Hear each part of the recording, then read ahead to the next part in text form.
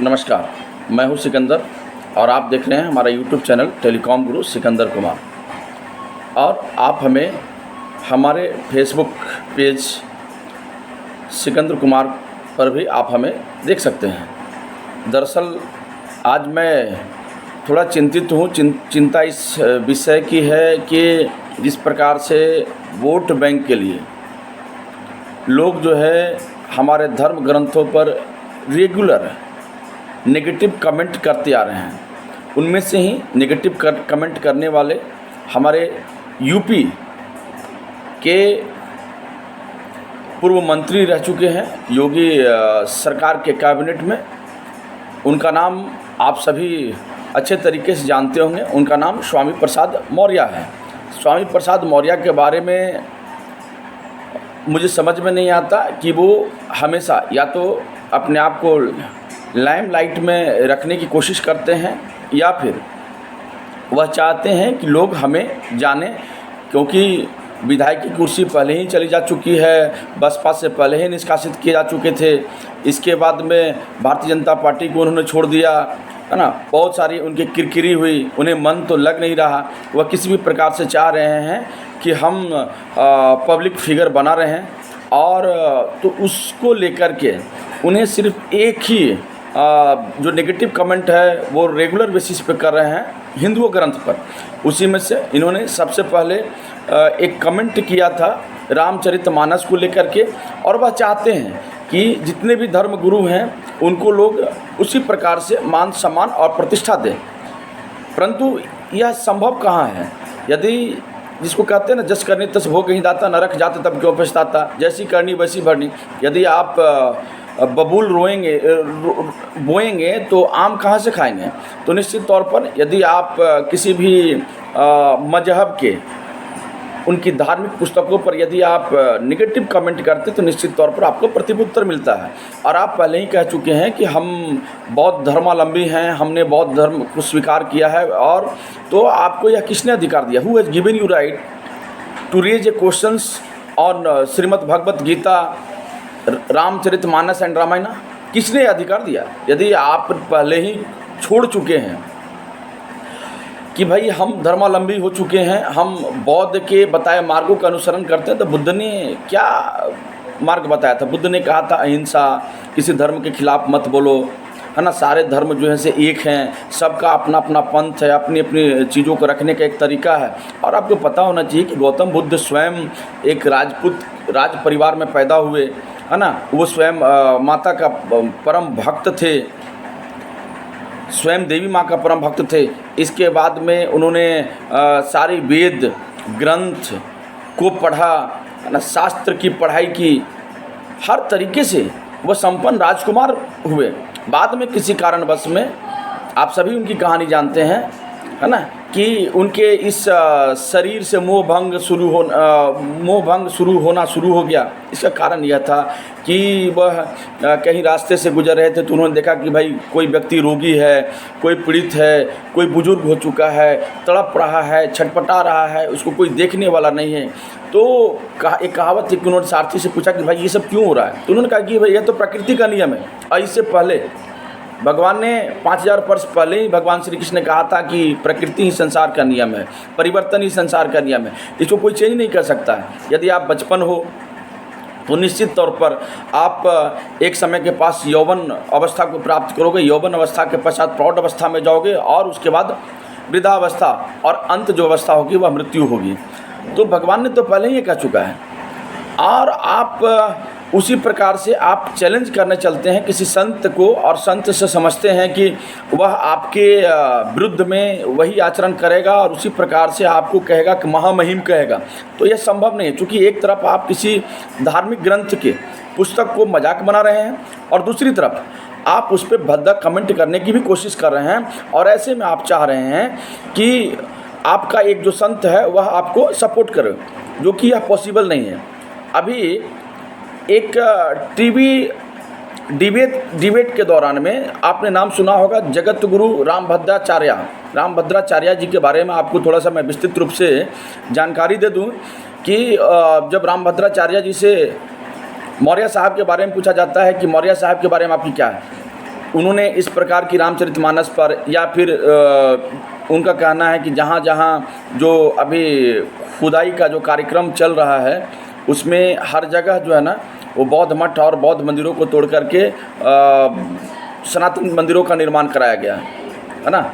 इससे अगर आप अभी ज्ञानवापी की जो करंट जो मुद्दा चल रहा है, ज्ञानवापी में भी पहले बौद्ध मठ हुआ करता था। इसके बाद उन्होंने कहा कि केदारनाथ में, बद्री धाम में, इस मथुरा में, इसके साथ साथ अयोध्या में, मतलब अनाप शनाप जितना भी हो सके, जितना भी उनको मतलब समझ में नहीं आ रहा है कि इस प्रकार की बयानबाजी क्यों देना चाह रहे हैं, या फिर वह क्या चाह रहे हैं कि ये जो समाजवादी पार्टी है उनको बहुत बड़ी कुर्सी दे देगी, या हो सकता है कि वह अध्यक्ष हो जाए, या फिर कहीं से उनको टिकट दे दे, इस प्रकार के एक विशेष वर्ग को खुश करने के लिए, जो कि औचित्य नहीं है। हम पहले ही कह चुके हैं कि यदि आपने बौद्ध को एक्सेप्ट किया है, बौद्ध धर्म आपकी है, और हम भी बौद्ध धर्म के बहुत बड़े समर्थक हैं और भगवान बुद्ध को हम मानते हैं। इसका अर्थ यह नहीं कि हम आपकी सारी चीज़ों को नेगेटिविटी के रूप में लें। आप कभी रामचरितमानस पर क्वेश्चंस करें, कभी आप रामायण पर क्वेश्चन करें, कभी श्रीमद् भगवत गीता पर करें, कभी भगवान के उन अवतारों पर क्वेश्चंस करते, जो कि कहीं तक औचित्य नहीं। आप जिसे मान रहे हैं आप आसानी से मान रहे हैं, हमारे इसमें कोई भी तनिक भी कोई मेरे एंड से कोई प्रॉब्लम नहीं है। हालांकि मैं पॉइंट पे आता हूँ, जगत गुरु रामभद्राचार्य के जीवन के बारे में। एक तरफ मैंने कल ही एक वीडियो रिलीज़ किया स्वामी प्रसाद मौर्य को लेकर के। स्वामी प्रसाद मौर्य के भी जीवन स्तरीय को हमने बता दिया, और ये चले हैं अपने आप को कंपेरिजन करने के लिए रामभद्राचार्य जी महाराज से। आचार्य राम जगत गुरु हैं, है ना। अब उनके विषय में थोड़ा सा मैं बता दूं कि जगत गुरु रामभद्राचार्य जी कौन हैं। दरअसल जगत गुरु रामभद्राचार्य चित्रकूट उत्तर प्रदेश में रहने वाले प्रख्यात विद्वान, कवि, रचनाकार, शिक्षाविद, प्रवचनकार, दार्शनिक और हिंदू धर्म के गुरु हैं।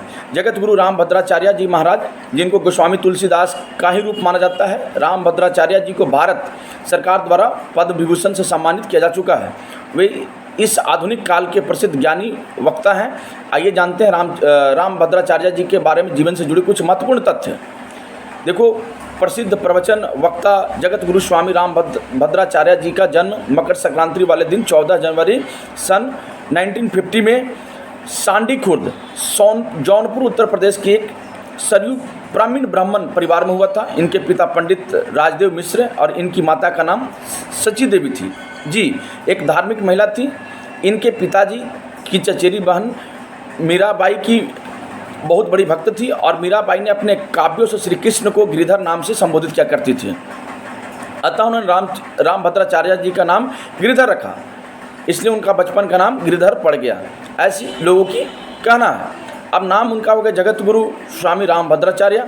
हमने पहले कहा कि 14 जनवरी 1950 को इनकी जन्म हुआ, है ना। जौनपुर उत्तर प्रदेश में है।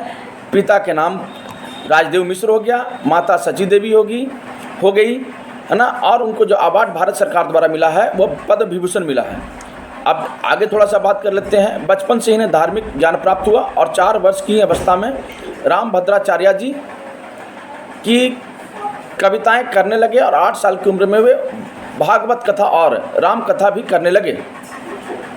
आश्चर्यजनक बात यह है कि रामभद्राचार्य जी बचपन से ही नेत्रहीन है। 3 साल की उम्र में इनकी आंखों को भगवान ने ले लिया। तब से इनकी बुआ ने उनका लालन पालन पोषण किया। 3 साल की उम्र में एक बार रामभद्राचार्य जी की आंखों में कोई परेशानी आ गई थी, जिससे उनकी बुआ ने आंख में कोई दवा डाल दी थी, शायद जिसके कारण उनकी आंखों की रोशनी हमेशा के लिए चली गई। आंखों की चिकित्सा के लिए बालक का परिवार उन्हें सीतापुर, लखनऊ, मुंबई स्थित विभिन्न आयुर्वेद, होम्योपैथ और पश्चिम चिकित्सा के विशेषज्ञों के पास ले गया। दुर्भाग्यवश वह नेत्र का उपचार नहीं हो सका। गिरिधर तभी से प्रज्ञा चक्षु हैं। वे न तो पढ़ सकते हैं, न ही लिख सकते हैं, और न ही ब्रेल लिपि का प्रयोग करते हैं। वे केवल सुनकर सीखते हैं और बोलकर लिपिकारों द्वारा अपनी रचनाएं लिखवाते हैं। स्वयं नेत्रहीन होने के बाद भी स्वामी जी नेत्रहीनों एवं विकलांगों के कष्टों का पता है, इसलिए उन्होंने चित्रकूट में विश्व का पहला आवासीय विकलांग विश्वविद्यालय स्थापित किया है। इसमें सभी प्रकार के विकलांग शिक्षा प्राप्त करते थे। राजकोट गुजरात में महाराज जी के प्रयास से 100 बिस्तरों का जयनाथ अस्पताल, बाल मंदिर, ब्लड बैंक आदि संचालित किया जा रहा है। रामभद्राचार्य की प्रथम काव्य रचना है। गिरधर के पिता मुंबई में कार्यरत थे। गिरधर रामभद्राचार्य जी के बचपन का नाम है। उनका प्रारंभिक अध्ययन उस घर पर पितामह की देखरेख में हुआ। दोपहर उनके पितामह ने रामायण, महाभारत, विश्राम सागर, सुख सागर, प्रेम सागर, वज्रविलास आदि काव्यों के पढ़ सुनाया करते थे। 3 वर्ष की आयु में गिरधर जी ने अवधि में अपनी सर्वप्रथम कविता रची और अपने पितामह को सुनाई।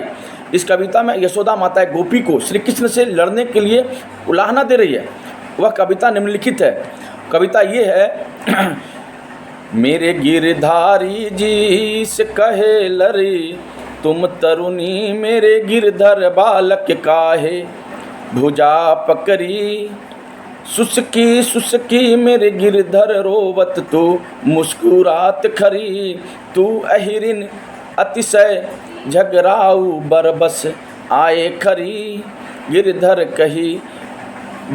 कही गही कहत जसोदा आचर ओट करी। ये प्रभु का था। इन्होंने गिरधर जी ने ये चीज़ों की लिखी है। गिरधर अपने पड़ोसी पंडित मुरलीधर मिश्र की सहायता से 5 वर्ष की आयु में मात्र 15 दिनों में 1955 ईस्वी में जन्माष्टमी के दिन उन्होंने संपूर्ण गीता का पाठ किया। संयोगवश गीता कंठस्थ करने के 52 वर्ष बाद नवंबर 30, 2007 में जगत गुरु रामभद्राचार्य ने संस्कृत मूल पाठ और हिंदी टीका सहित भागवत के सर्वप्रथम बेल लिपि में अंकित संस्करण का विमोचन किया। 7 वर्ष की आयु में गिरधर पितामह ने उन्हें छंद संख्या सहित संपूर्ण रामचरितमानस का पाठ 60 दिनों में कंठस्थ करा दिया। सन 1957 ईस्वी में रामनवमी के दिन व्रत के समय उन्होंने रामचरितमानस का पाठ पूर्ण किया। कालांतर में गिरधर ने समस्त वैदिक वंड संस्कृत व्याकरण भागवत प्रमुख उपनिषद संत तुलसीदास की सभी रचनाओं और अन्य संस्कृत भारतीय साहित्य की रचनाओं को कंठस्थ कर लिया। विनम्रता एवं ज्ञान की प्रतिमूर्ति स्वामी रामभद्राचार्य जी अपने जीवन दर्शन को निम्न पंक्तियों में व्यक्त करते हैं। उन्होंने लिखा है कि मानवता है मेरा मंदिर, मैं हूँ उसका एक पुजारी, है विकलांग महेश्वर मेरे, मैं ही उनका एक पुजारी। भगवान ऐसा लिखते हैं। रामभद्राचार्य जी अपने बातों को अपने तरीके से रखने की कोशिश करते हैं। तो ये जो चीज़ें जो थी रामभद्राचार्य जी के बारे में मैंने बहुत ही संक्षिप्त में बताने की कोशिश की। और दूसरी तरफ स्वामी प्रसाद मौर्य, अब दोनों अपने आप को कंपेरिजन करने चलते हैं। रामभद्राचार्य जी, चलिए मैं उनका स्वामी प्रसाद मौर्य का कुछ टिप्पणी को आपके सामने प्रदर्शित करता हूँ कि उन्होंने क्या कहा और लोग उनसे क्यों नाराज़ हैं, है ना। तो रामचरितमानस पर उन्होंने जो स्टेटमेंट दिया था उनको, उस पर उन्होंने कहा कि कई करोड़ लोग रामचरितमानस को नहीं पढ़ते, सब बकवास है, जिसे तुलसीदास ने अपनी खुशी के लिए लिखा है। सरकार को रामचरितमानस के आपत्तिजनक अंश हटाने चाहिए या से पूरी पुस्तक को ही बैन कर देना चाहिए। हालांकि बाद में उन्होंने सफाई भी दी, कहा कि मेरा मतलब लोगों की भावनाएं आहत करना नहीं था। उन्होंने कहा कि पुस्तक में जो आपत्तिजनक अंश है उन्हें हटा दिया जाना चाहिए। वही MLC स्वामी प्रसाद मौर्य ने एक इंटरव्यू में धर्म का सत्यानाश हो भी कहा। उन्होंने स्वर्णों का जिक्र करते हुए कहा कि ब्राह्मण भले ही दुराचारी, अनपढ़ या गंवार हो, लेकिन वह ब्राह्मण है, उनको पूजनीय कहा गया है। लेकिन शूद्र कितना भी पढ़ा लिखा या ज्ञानी हो, उसका सम्मान मत करो। क्या यही धर्म है? जो धर्म हमारा सत्यानाश चाहता है उसका सत्यानाश हो। हालांकि मैं पहले भी कह चुका हूँ और आज भी कह रहा हूँ कि उन्हें अभी पढ़ने की आवश्यकता है स्वामी प्रसाद मौर्य को, जिनकी इस प्रकार की स्टेटमेंट किसी भी धर्म के खिलाफ में ना दे और उन्हें ज्ञान नहीं है। यदि आपने बौद्ध धर्म को एक्सेप्ट कर लिया तो निश्चित तौर पर उस पर आप मंथन कीजिए, चिंतन कीजिए और बेवजह सनातन संस्कृति पर, सनातन धर्म पर कुटराघात करने से बचिए। और आप सुश्री बहन मायावती जी से सीखिए, उन्होंने भी बौद्ध धर्म को एक्सेप्ट किया है। बौद्ध धर्म लंबी हैं और वो कभी भी इस प्रकार की कोई भी बयानबाजी नहीं करती हैं। मतलब कि आपसे 1000 गुनी बड़ी और संस्कार, ज्ञान, विज्ञान सब उनके पास में, फिर भी उन्होंने कभी भगवान राम के चरित्रों पर, भगवान श्री कृष्ण के चरित्रों पर कभी भी कोई क्वेश्चंस मार्क खड़ा नहीं किया। इसलिए इस तरह की चीज़ों से बचना चाहिए। हालांकि कुछ और मैं उनको बताता हूँ कि उन्होंने और क्या बोला। देखो, स्वामी प्रसाद मौर्य ने मैनपुरी लोकसभा उपचुनाव में जनसभा को संबोधित करते हुए कहा था, ये बीजेपी समर्थक लोग नारा दे रहे हैं, मोदी जी आए हैं, राम को लाए हैं। ऐसा लगता है मोदी ने राम को पैदा किया है, उनके आने के बाद ही राम जी का जन्म हुआ है। जो पार्टी राम का सौदा करती है वह आपको सौदा कर सकती है।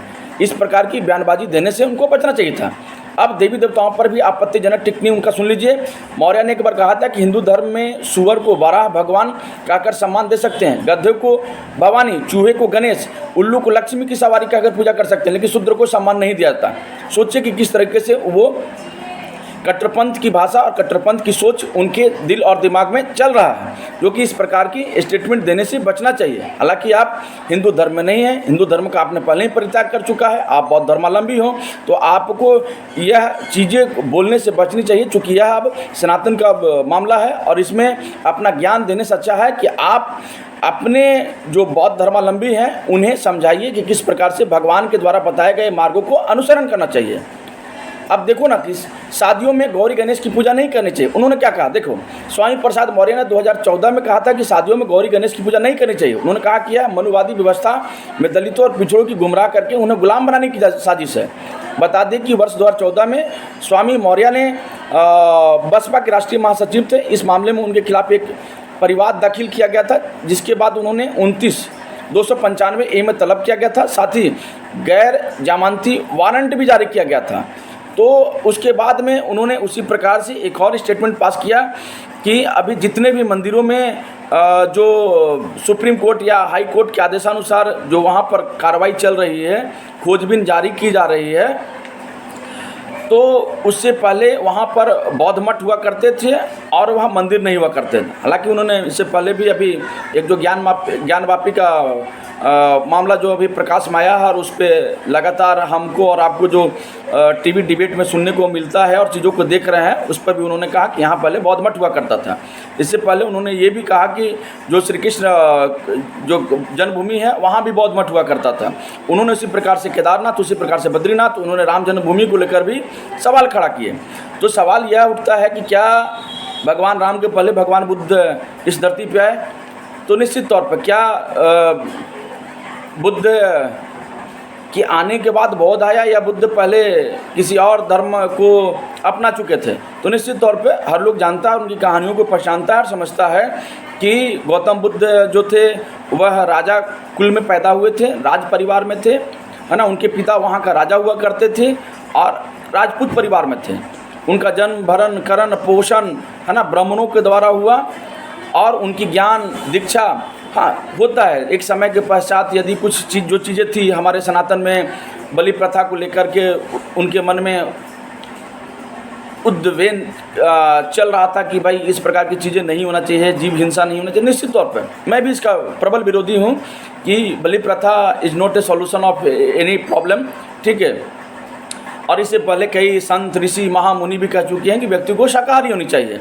तो कुछ चीज़ें होती है जो कि हर धर्म में और हर लोगों के अंदर में या हर घर और हर परिवार में कुछ न कुछ निगेटिविटी, कुछ न कुछ त्रुटियाँ होती है, जिसको हम और आप मिलकर के सुधार और ठीक कर सकते हैं। परंतु विभिन्न प्रकार के एक गलत स्टेटमेंट दे करके इस प्रकार की चीज़ों को नहीं रखना चाहिए, जिससे कि एक बहुत बड़ी जनमानस को धक्का पहुँचे। और यदि आपने धर्म को परित्याग कर दिया है तो निश्चित तौर पे जितने भी आपके बौद्ध धर्म के लोग हैं उन्हें समझाइए, सिखाइए और ज्ञान दीजिए, ना कि वैदिक धर्म वालों लोगों को, ना ही हिंदू धर्म वालों के लोगों की। यही हमारी प्रार्थना है। और मैं आपसे एक बार पुनः प्रार्थना करता हूँ, स्वामी प्रसाद मौर्य साहब, इस प्रकार की कमेंट देने से पहले 1000 बार सोचिए और इस प्रकार की चीज़ों को मत रखिए, ताकि आपका जो एक प्रकार की जो छवि है और एक आप जो विद्वान हैं और पढ़े लिखे हैं वो उस पर धक्का लगे। दूसरी तरफ आपने स्वामी रामभद्राचार्य को लेकर के जो एक टिप्पणी की थी, तो आपने कहा कि मैं उन्हें संत नहीं मानता। तो क्या रामभद्राचार्य जी आप रामचरितमानस या रामायण श्रीमद् भगवत गीता पर कमेंट करें और आपको लोग विद्वान कहें, जो कि उचित नहीं है। उन्होंने सही कहा, आपके बारे में कोई भी गलत नहीं कहा कि भाई आपको दिमाग की कमी है, आपकी खोपड़ी खाली हो चुकी है और आप पूर्ण रूप से माइंड आपको कम्प्लीटली डाइवर्ट हो चुका है, चूँकि आप इलेक्शन हार चुके हैं और आपके पास कुछ भी समझ में नहीं आ रहा है। किसी भी प्रकार से एक धर्म विशेष, एक जाति विशेष को आप टारगेट करने की कोशिश कर रहे हैं, जिससे कि लोग खुश होकर के आपको लोग वोट करें। लेकिन समय बदल चुका है, लोग समझदार हैं, चीज़ों को समझते हैं, इसलिए ऐसा कुछ भी नहीं होने वाला है जैसा आप सोच रहे हैं। हर लोग भगवान के बताए गए मार्गों का अनुसरण करते हैं। रामायण के अंदर में या रामचरितमानस के अंदर में कौन सी ऐसी चीज़ों को गलत लिखा गया है जिसको अनुसरण करके व्यक्ति जो है वो धर्म प्रज्ञ नहीं हो सकता, वो धर्मांध नहीं हो सकता। वो धर्म के ही दिशा में चल करके अपने माता पिता, अपने गुरु, अपने भाई, अपने सखा को इतनी सम्मानपूर्वक जीवन को जी सकता है जिसमें कोई खंडन ही नहीं कर सकता। रामचरितमानस के अंदर में हर चीज़ को हर एक तरीके से ऐसे बताया बताया गया है जैसे कि कोई गूंगा व्यक्ति भी बोल पड़ेगा, जैसे रामभद्राचार्य जी से आपसे किए, वो नेत्रहीन होते हुए भी उनकी आँख नहीं है, परंतु भगवान सूर्यदास की बात ही वो हर लीलाएँ को, हर चीज़ों को भगवान को वो देख रहे हैं और चीज़ों को लिख रहे हैं। तो ऐसा ज्ञान, विज्ञान और संस्कारी व्यक्ति पर टिप्पणी करने से आपको बचनी चाहिए। तब तक के जय श्री राम।